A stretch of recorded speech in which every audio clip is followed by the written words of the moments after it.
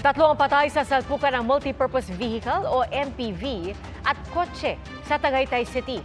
Makikita po sa kuha ng CCTV ang pagdaan ng kotse sa bypass road sa Barangay Zambal hanggang sa masalpok ito ng kasalubong na MPV.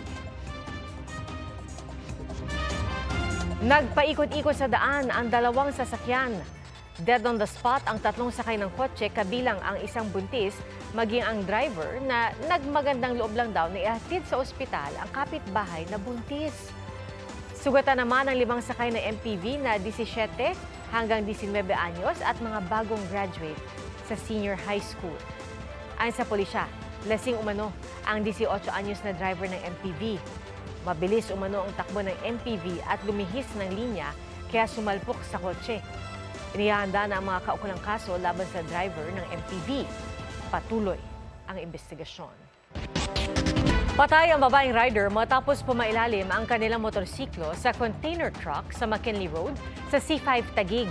Sugatan naman ang angkas niya pati na ang isa pang rider na pumailalim din sa truck. Nawalan umano ng preno ang truck nang madisgrasya. Arestado naman ang driver ng truck. Mga kapuso, maging una sa saksi. Mag-subscribe sa GMA Integrated News sa YouTube para sa iba't ibang balita.